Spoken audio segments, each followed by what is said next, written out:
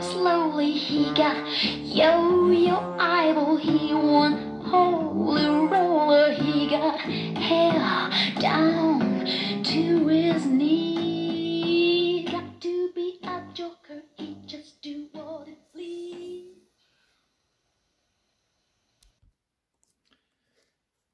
Bonjour, nous voici réunis à nouveau autour d'un auteur, d'un livre et d'un texte. Aujourd'hui, je vais dire Andreas Becker. Le livre, c'est L'Effrayable, qui a été dans un premier temps édité aux éditions de La Différence, et qui a été réédité il y a très peu de temps aux éditions d'en bas. L'Effrayable.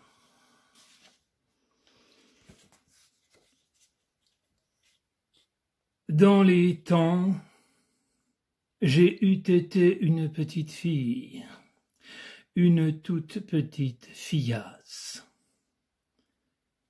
Je m'appelassais Angélique. Avec mes tresses brunâtres aux reflets roux ou rougeaux, orange et cendre et pourpre d'égout, je m'inscrissais en faux, ça pour sûr, oh oui, ça pour sûr. Jurassais crachoter sur la tombe de ma mère. Ça m'est tasté bien égalière, complètement tellement égalière, je m'en fichassais, je m'en foutassais pour tout vous disiez, au point déjà pu jouir de mes véries vanités à moi.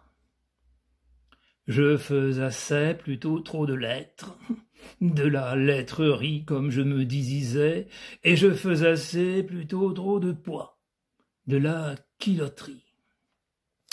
Plutôt de trop que de pas assez, jurassais crachoter dans ma figure. Et comme j'ai m'assez donné dans le trop de lettrerie, c'était à dégommer toute espèce d'esprit. Encore, et encore plus et plus encore, je me leurrais. Je n'aimassais point, je n'avassais jamais su ce que cela voulassait dire, émasser. Je me faisassais à placer Angélique, ça, pour sûr. Je parlassais d'une voix achalée, et je prononciassais toute la lettrerie jusqu'à l'ultime dégoûtement, et je prononciassais d'une voix monocordiale et perdussais dans mes vagueries, sans pas d'expression aucune, non plus fausse piterie. Il y en avait assez de beaucoup trop de lettres. Pour la petite fille comme moi, beaucoup plus de trop. Et il y en avait assez de beaucoup de trop de quilotterie, trop de beaucoup de poissardise comme moi.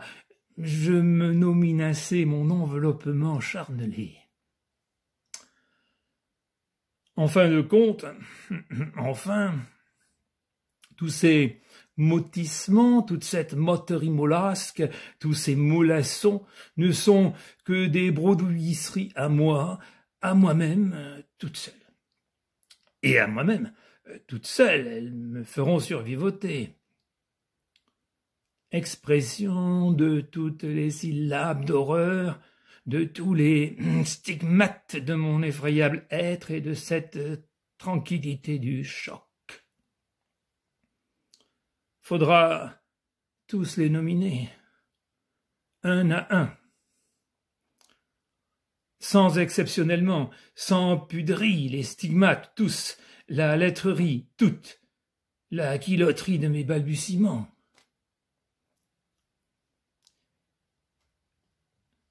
Le dicteur était un homme tout en dégueulation.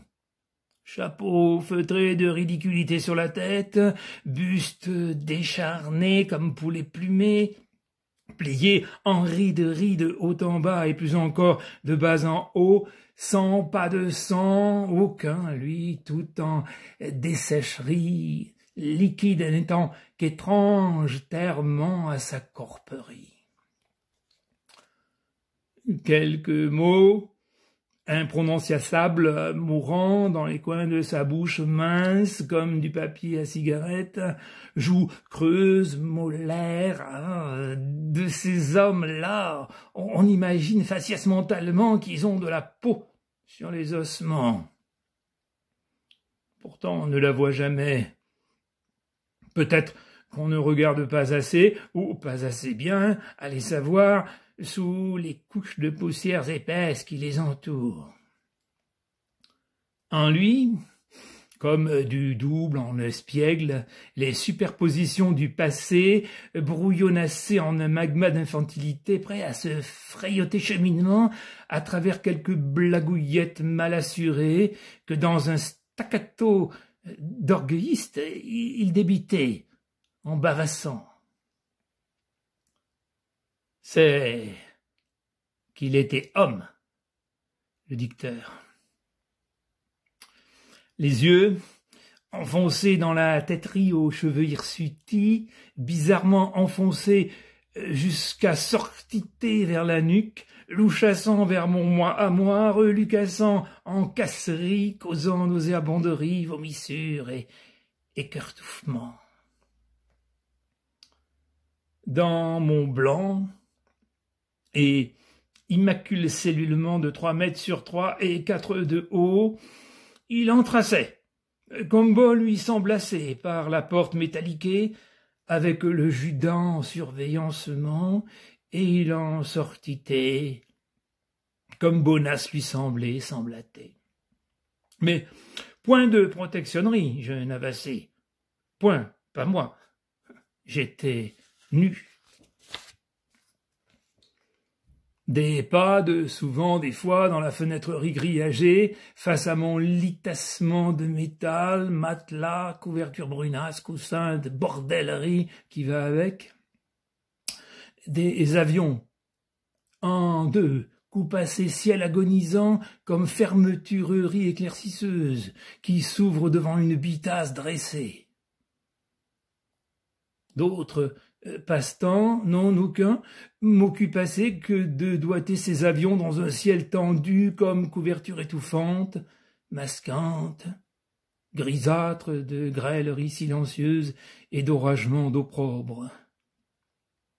Un par jour, un par semaine, un par mois, par an, point je ne comptais, toujours m'en fichassais. Jusqu'au jour où le dicteur, entracé plutôt que d'habitude, comme moi, toute nue, je savassais ce que cela traduisait de notre réalité à nous, plutôt que plus tôt ou plutôt que plus tard. La réalité, on ne la refait plus, on la subit.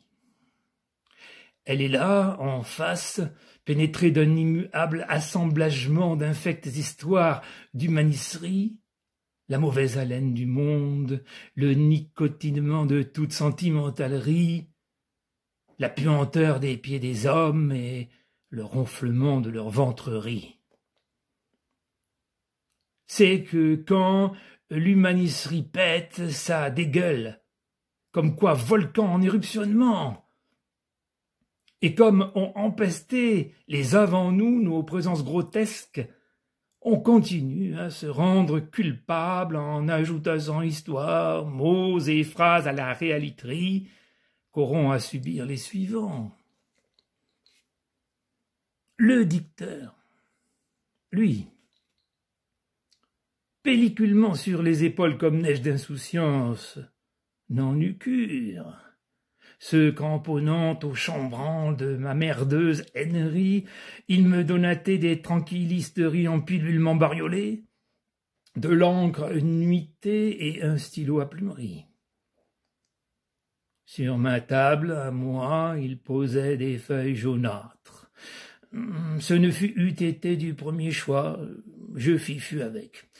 Quand il falla se faire avec, on ne chipote pas moi. Valasse mieux violenter notre bébelle languière que de ne rien écrivasser du tout, glaviota-t-il, dans sa barberie que moi, petite conne, je prenassais pour du mouchoirement, tellement elle était glauquerie et morvissement. Je vous remercie.